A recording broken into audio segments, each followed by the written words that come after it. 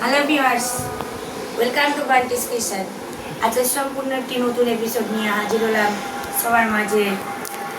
তো আজকে দশম শ্রেণী অর্থাৎ মাধ্যমিক ইতিহাস থেকে একটি গুরুত্বপূর্ণ টপিক তোমাদেরকে শেয়ার করব। তোমরা ভিডিওটি মন দিয়ে শুরু থেকে শেষ পর্যন্ত শোনো। তোমাদের দরকার পড়লে তোমরা নোট করে রাখতে পারো এবং তোমরা ভিডিওটি কেমন লাগলো সেই সম্পর্কে জানাবার জন্য কমেন্ট বক্সে লাইক এবং কমেন্ট লিখে তোমরা জানিয়ে দেবে। আর বন্ধুদের সাথে বেশি বেশি করে শেয়ার করবে ভিডিওটি, যাতে সবাই সমানভাবে উপকৃত হয়। নতুন যারা ভিউয়ার্স তারা যদি আমার চ্যানেলটি ভালো লেগে থাকে তাহলে চ্যানেলটিকে সাবস্ক্রাইব করে অল বাটনটি প্রেস করবে, বেল আইকনে অল, যাতে পরবর্তী সমস্ত আপডেট নোটিফিকেশন তোমরা সবার আগে নতুনভাবে জানতে পারো। আজকের টপিক হচ্ছে, আমরা সাধারণত মাধ্যমিকের এমনই একটা চ্যাপ্টার থেকে পড়ছিলাম যে 1857 সালের ইতিহাস, ঠিক আছে, মানে মহাবিদ্রোহ, সিপাহী বিদ্রোহ, মহাবিদ্রোহ। ওকে, আমরা আগের দিন জেনেছিলাম যেমন মহাবিদ্রোহের প্রত্যক্ষ কারণ, কেন এই বিদ্রোহটা হয়েছিল, এনফিল্ড রাইফেলের কথা আমরা জেনেছি। আর প্রথম কে এই বিদ্রোহ করেছিল তার নাম জেনেছি, মঙ্গল পাণ্ডে। কোথায় করেছিল? বারাসাতে বিদ্রোহ করেছিল, ঠিক আছে। সেই কার্তুজ বা টোটা দাঁত দিয়ে কেটে বন্দুকে ভরা হতো। রাইফেল, হ্যাঁ, এনফিল্ডই বলা হয়েছে। তুই কি বুঝেছিস? এনফিল্ড ভেবেছি। এনফিল্ড, হ্যাঁ, এনফিল্ড। আবার আজকে চলো তার পরবর্তী আলোচনায় যাচ্ছি, মানে পার্ট 2। এটা হচ্ছে মহাবিদ্রোহের প্রকৃতি ও চরিত্র। এটা কিরকম ছিল তা আজকে বিশ্লেষণ করব। তো বন্ধুরা, প্রথমে কিন্তু অনেকেই প্রত্যক্ষ কারণ না পড়ে এই সমস্ত বিভিন্ন প্রশ্নের উত্তর কিন্তু তারা পড়ে। আমার মতে, আমি মনে করি তোমাদের মতো স্টুডেন্টদের সবার আগে প্রত্যক্ষ কারণ জানা উচিত, তাই কিন্তু আমি ওটা দিয়েই শুরু করেছি। তাই আজকে যাত্রা চলতে চলতে আমরা প্রকৃতি ও চরিত্র সম্বন্ধে জেনে নিব।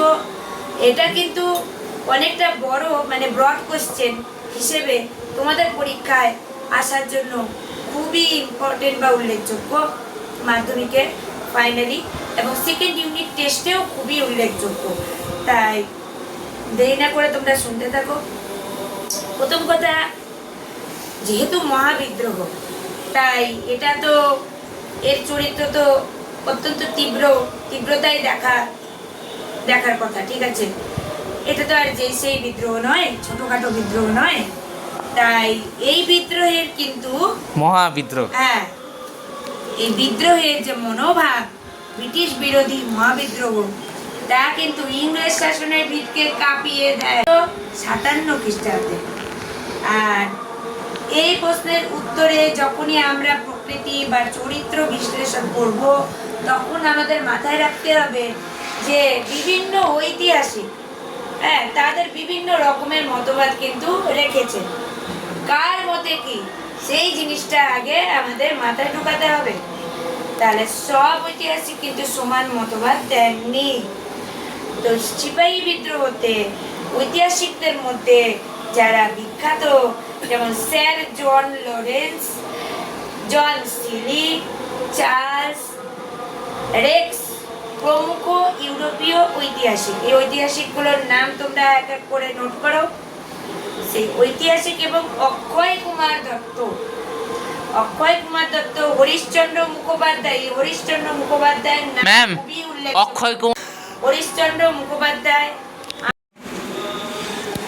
এছাড়া ঐতিহাসিকদের মধ্যে যারা উল্লেখযোগ্য তাদের মধ্যে আছে কিশোরী চাঁদ মিত্র, দাদাভাই নওরোজি প্রমুখ ভারতীয়। এরা কি করেছে? 1857 খ্রিস্টাব্দের বিদ্রোহকে সিপাহী বিদ্রোহ বলে অভিহিত করেছেন। তাদের মতে কি এই বিদ্রোহে যোগদানকারী বিভিন্ন গোষ্ঠীর লক্ষ্য ছিল কি নিজের স্বার্থ সিদ্ধি করা। তাহলে কি ছিল লক্ষ্য? নিজের সাধ্য সিদ্ধি করা। শিখ ও গোর্খা সেনারা বিদ্রোহের সময় কি করেছে? ইংরেজদেরকে সহায়তা করেছে। তাই কিশোরী চাঁদ মিত্র বলেছেন এই বিদ্রোহ ছিল একান্তভাবে সিপাহীদের অভ্যুত্থান, মানে যা উন্নতি হচ্ছে সব সিপাহীদেরই উন্নতি হচ্ছে। ঠিক আছে, এবার দেখো সামন্তদের বিদ্রোহ কেউ কেউ বলেছে। কারা কারা? ঐতিহাসিক রজনীপাল দত্ত, রমেশচন্দ্র মজুমদার, সুরেন্দ্রনাথ সেন, মানবেন্দ্রনাথ রায়। নামগুলো শুধু মনে রাখো, বাকিটা তোমরা নিজের মতন করে কি নাম বলেন একটু। বলে দিলাম রিপিটেডলি। রজনীপাল দত্ত, রমেশচন্দ্র মজুমদার, সুরেন্দ্রনাথ সেন, মানবেন্দ্রনাথ রায় প্রমুখ। এরা কি করেছে? 1857 এই বিদ্রোহকে রক্ষণশীল এবং সামন্ততান্ত্রিক শক্তিগুলির অভ্যুত্থান বলে অভিহিত করেছেন। কি? রক্ষণশীল এবং সামন্ততান্ত্রিক শক্তির অভ্যুত্থান। ঠিক আছে, তাদের মধ্যে নানা সাহেব, লক্ষ্মীবাই, কুনওয়ার সিং প্রমুখ সামন্ত শ্রেণীর মানুষ এই বিদ্রোহে নেতৃত্ব দেন। এটি ছিল ভারতের সনাতনপন্থীদের শেষ বিদ্রোহ। ঠিক আছে, আর ডক্টর রমেশচন্দ্র মজুমদার তিনি বলেছেন এই বিদ্রোহ ছিল ক্ষয়িষ্ণু অভিজাত শ্রেণী ও মৃতপ্রায় সামন্ত শ্রেণীর মৃত্যুকালীন আর্তনাদ। এবার চলে আসো পরবর্তী টপিক, সাব টপিক, জনসাধারণের অংশগ্রহণ। পাবলিক কিভাবে এতে অংশ নিয়েছে এই সিপাহী বিদ্রোহে? The Norton Malleson Ball John, Norton Malleson বল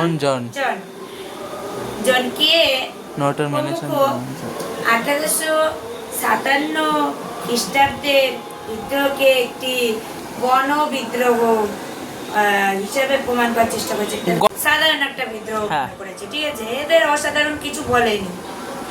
এমনকি ডক্টর সুরেন্দ্রনাথ সেন এই বিদ্রোহে সামন্ত নেতাদের নেতৃত্বের কথা স্বীকার করেও তার 1857 খ্রিস্টাব্দের গ্রন্থে বলেছেন, 1857 নাম যে গ্রন্থ, সুরেন্দ্রনাথ সেনের গ্রন্থ, মনে রাখবে, তাতে তিনি বলেছেন এই বিদ্রোহ শেষ পর্যন্ত নানা স্থানে গণবিদ্রোহের আকার নেয়। ভারতের এক বৃহৎ অঞ্চল যথা পশ্চিম বিহার থেকে পূর্ব পাঞ্জাব পর্যন্ত, কোথায় কোথায়? পশ্চিম বিহার থেকে পূর্ব পাঞ্জাব পর্যন্ত বিস্তৃত অঞ্চলে বিদ্রোহ বিস্তার লাভ করে। এবার আসো নেক্সট সাব টপিক আমাদের, জাতীয় বিদ্রোহ। জাতীয় বিদ্রোহ হিসেবে কেন বলা হচ্ছে? ঐতিহাসিক আউটরাম, ঐতিহাসিক ডাব, রবার্টসন, টোরি, দলের নেতা ডিসলেরি, আচ্ছা, সমাজতন্ত্রবিদ কার্ল মার্কস প্রমুখ এই বিদ্রোহকে জাতীয় বিদ্রোহ বলে অভিহিত করে। তারপরে যা দিতে হবে শুনে নাও। সিপাহীরা সিংহাসনচ্যুত মুঘল সম্রাট দ্বিতীয় বাহাদুর শাহকে ভারতের সম্রাট হিসেবে ঘোষণা করলে দেশবাসীর মনে দেশপ্রেমের মনোভাব জেগে ওঠে। কাকে ভারতের সম্রাট হিসেবে ঘোষণা করার পর? সম্রাট দ্বিতীয় বাহাদুর শাহকে। হ্যাঁ, ঠিক আছে, এটা মনে রাখতে হবে। আর কি? স্বাধীনতা সংগ্রামের প্রথম পদক্ষেপ, এটাতে কি বলা হয়েছে? বিপ্লবী বিনায়ক দামোদর সাভারকর। ঠিক আছে, এই কি করেছে? 1857 খ্রিস্টাব্দে বিদ্রোহকে ভারতের প্রথম স্বাধীনতা যুদ্ধ বলে অভিহিত করে। তাহলে সিপাহী বিদ্রোহকে ভারতের প্রথম স্বাধীনতা যুদ্ধ হিসেবে কে বলেছে? ডক্টর দামোদর বিনায়ক সাভারকর। ওকে, হ্যাঁ, বা বিনায়ক দামোদর সাভারকর, যেটা বলবে বিনায়ক দামোদর সাভারকর। হ্যাঁ, আচ্ছা। তারপর এছাড়া কার্ল মার্কস, এঙ্গেলস, পিসি যোশী, কার্ল মার্কস না, মার্কস হতা আছে, কার্ল মার্কস, এঙ্গেলস, পিসি যোশী, অশোক মেহতা, অধ্যাপক হীরেন্দ্রনাথ মুখোপাধ্যায়, অধ্যাপক সুশোভন সরকার। বিশিষ্ট মানুষের নামগুলো তোমাদের একটু মনে রাখতে হবে, যে কটা তোমাদের মনে রাখা সম্ভব সে কটা তোমরা পরীক্ষায় লিখবে। পিসি যোশী, হ্যাঁ, অশোক মেহতা, অধ্যাপক হীরেন্দ্রনাথ মুখোপাধ্যায়, অধ্যাপক সুশোভন সরকার প্রমুখ 1857 এই বিদ্রোহকে স্বাধীনতা সংগ্রাম, ভারতের স্বাধীনতা সংগ্রাম বলে অভিহিত করেছে। তারপর দেখো আর টপিক কি দিতে হবে, সাব টপিক সর্বস্তরে ব্যাপক প্রভাব। শুধু কি সিপাহী বিদ্রোহ হলো, আর সিপাহী বিদ্রোহ কি ছড়িয়ে পড়েনি, গোটা জায়গায় ছড়িয়ে পড়েছে। কোথায় কোথায় ছড়িয়ে পড়েছে বেশি করে শোনো। ভারতের জাতীয়তাবাদী ঐতিহাসিকগণ এই বিদ্রোহের ব্যাপকতা লক্ষ্য করে একে মহাবিদ্রোহ নামে অভিহিত করে। আগেই বলেছিলাম সিপাহী বিদ্রোহ মহাবিদ্রোহ মানে ছোটখাটো বিদ্রোহ নয়, এটা বিশাল আকার বিদ্রোহ। এইবার তাহলে হরিশ্চন্দ্র মুখোপাধ্যায়কে মহান বিপ্লব বলে আবার অভিনত করেছেন। মহান বিপ্লব কে বলেছে? হরিশ্চন্দ্র মুখোপাধ্যায়। হরিশ্চন্দ্র মুখোপাধ্যায়। আর কি? Eric Stokes. হ্যাঁ, তিনি বলেছেন যে এই বিদ্রোহ ছিল ভারতে ইংরেজ শাসনের বিরুদ্ধে সশস্ত্র আন্দোলনের শেষ অধ্যায়। এই আন্দোলনে ইংরেজদের বিতাড়নের কথাই ভাবা হয়েছিল। এবার চলো সব তো জানা হলো বন্ধুরা, লাস্ট আমাদের যে সাব টপিক যেটা দিয়ে আমরা শেষ করব আজকে এই প্রশ্নের উত্তর, তা হচ্ছে উপসংহারে কিছু জানা যাক। উপসংহারে আমরা কি লিখব। তো বন্ধুরা কেমন লাগছে? যদি তোমাদের এত বড় প্রশ্নের উত্তরটাকেও যদি আমি কিছুটাও তোমাদেরকে সহায়তা করে থাকি, তোমাদের কাছে হেল্পফুল মনে হয় আমার এই ক্লাস, তাহলে তোমরা কিন্তু লাইক কমেন্টের মাধ্যমে অবশ্যই জানিয়ে দিতে ভুলো না। তাহলে তোমরা আরও কি কি টপিক তোমরা বুঝতে পারছো না আমাকে ক্লিয়ারলি বললে আমি সেই টপিক থেকে আরও ভিডিও আগামীতে তোমাদেরকে প্রেজেন্ট করব, মাধ্যমিকের ভিডিও। তো সাথে থাকো, দেখতে থাকো আমাদের এই বান্টিস ক্রিয়েশন।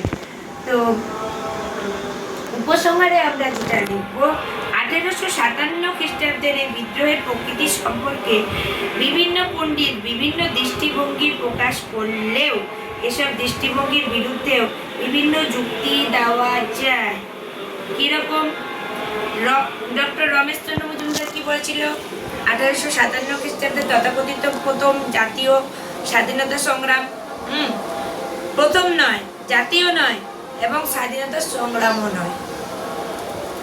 EMS নামুত্তিরিপাত এই বিদ্রোহের গণচরিত্র অস্বীকার করে বলেছেন কি বিদ্রোহে যত সংখ্যক সৈন্য যোগ দিয়েছিল তার চেয়ে অনেক বেশি সৈন্য বিদ্রোহ দমনে ইংরেজদের সাহায্য করেছিল।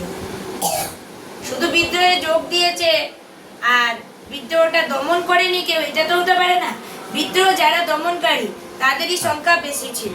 ওকে, বুঝতে পেরেছো? হ্যাঁ। মানে যুক্ত সৈনিকের সংখ্যা কম, দমন করে যারা সেরকম সৈন্যের সংখ্যা তার চেয়ে অনেক বেশি। হ্যাঁ।